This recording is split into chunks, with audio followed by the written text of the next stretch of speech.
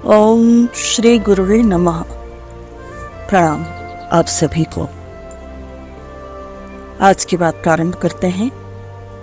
एक राज्य बड़ा सुखी समृद्ध था, पर अचानक एक बार उस पर हमला हो गया। युद्ध हुआ।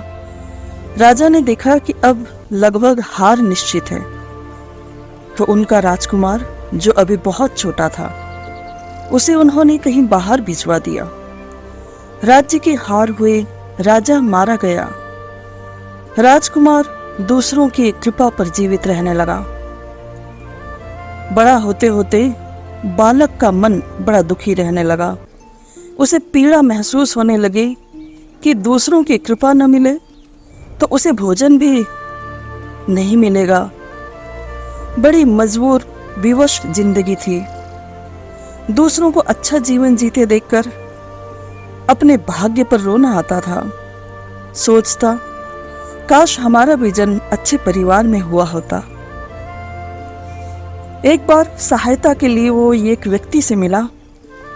उस व्यक्ति ने बालक को ध्यान से देखा। अचानक बालक के गले में पड़े हुए लॉकेट पर उस व्यक्ति का ध्यान गया।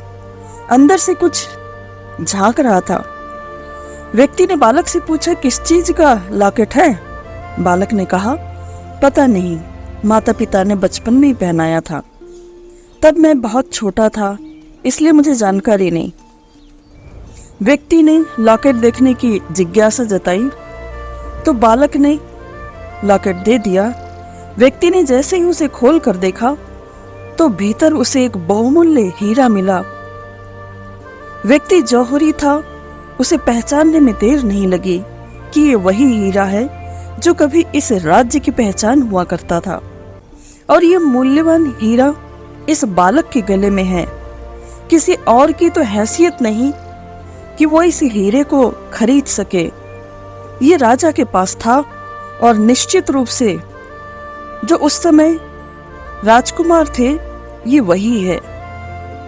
और इस बालक को राजकुमार के रूप में जैसे ही उन्होंने बताया, संबोधित किया, कुछ ही देर पहले जो बालक अपने आप को अभागा समझ रहा था, दीनहीन समझ रहा था, आज वो अचानक राज्य के हर व्यक्ति से ज्यादा सौभाग्यशाली हो गया था। अपने को भाग्यवान समझने लगा था। हम सब के साथ भी यही है।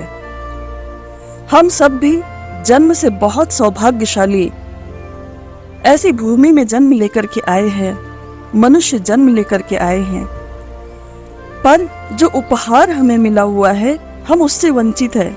उस उपहार के साथ हमारा जीवन भी किसी राजकुमार राजकुमारी से कम नहीं हो सकता। क्या है वो उपहार? हमारे ऋषियों की धरोहर, हमारे पूर्वजों के दिव्य ज्ञान की धारा। ऐसा अनुपम उपहार हमको जन्म से मिला हुआ है, पर हम उससे लाभ नहीं उठा पा रहे। क्यों? क्योंकि हम सब जानते हैं, हमारे राष्ट्र ने अंधकार युग देखा है, जिसमें हमारी संस्कृति को भारी नुकसान उठाना पड़ा। चिन्ह पूजा के रूप में तो अभी भी हमारे संस्कार झलकते हैं, वो दिखाई पड़ते हैं, पर वो हमें गौरवशाली जीवन को पूरी तरह से नहीं दे पाते, क्योंकि उस दिव्य ज्ञान का वास्तविक स्वरूप अभी भी हमसे दूर है। इसीलिए सारी दुनिया को जीवन जीना सिखाने वाला ये राष्ट्र, जो कभी जगत गुरु रहा, शौर्य के क्षेत्र में जो चक्रवर्ती रहा, धन के क्षेत्र में सोने की चिड़िया कहलाता था, ऐसे गौरवशाली देश के वासी अपने गौरव से अनभिज्ञ है। दूसरी संस्कृति की ओर आकर्षित होते हैं, उस संस्कृति को ललचाई नजरों से देखते हैं, अपनाने की कोशिश करते हैं, और कहते हैं ना, किसी राष्ट्र और उसके नागरिकों के लिए संस्कृति उतनी ही महत्वपूर्ण है जितना कि भोजन, हवा और पानी। जिस प्रकार भोजन, हवा और पानी के बिना कोई राष्ट्र और उसके नागरिक जीवित नहीं रह सकते, उसी प्रकार बिना संस्कृति के राष्ट्र और नागरिकों का कोई अस्तित्व नहीं रह सकता। संस्कृति राष्ट्र के अस्तित्व की रक्षा करती है। राष्ट्र की पहचान होती है संस्कृति। भारतीय संस्कृति सबसे प्राचीन और सबसे श्रेष्ठ संस्कृति रही है।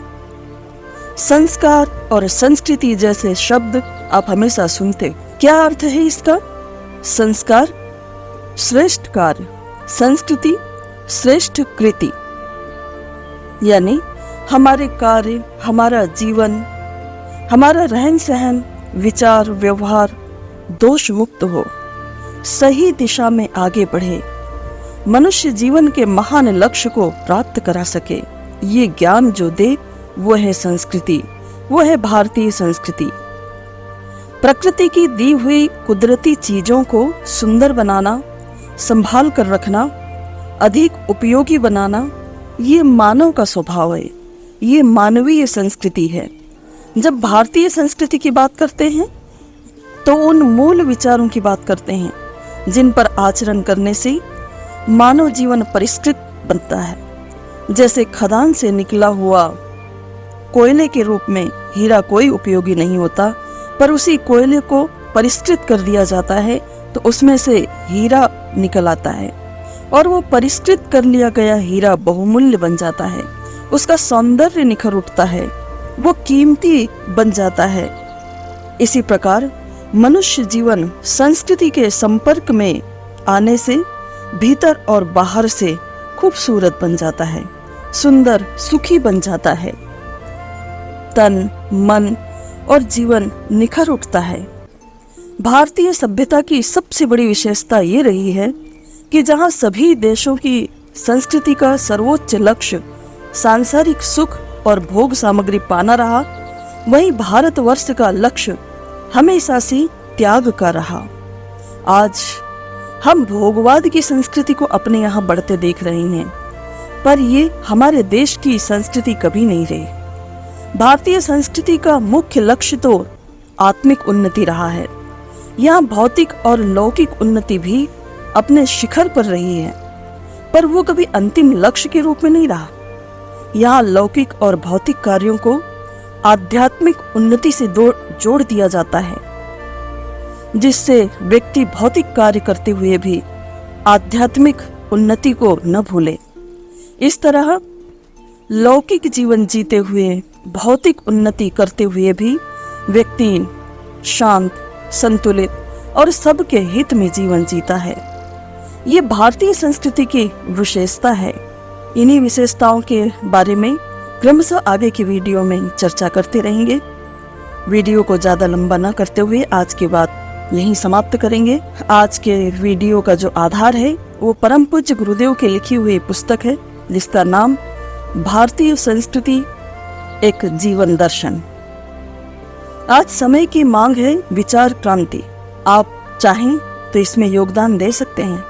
इस पुस्तक का चित्र आप देख रहे हैं। इस पुस्तक को कम से कम 5 लोगों को पढ़ाएं और आप चाहें तो इस वीडियो को कम से कम 5 लोगों को शेयर करके विचार क्रांति में अपना योगदान दे सकते हैं। वीडियो देखने के लिए, विचार क्रांति के विचार को सुनने के लिए आप सभी का बहुत बहुत धन्यवाद। ओम शांति। हमारे YouTube चैनल SSR विचार क्रांति को सब्सक्राइब एंड शेयर करें और बेल नोटिफिकेशन ऑन करें।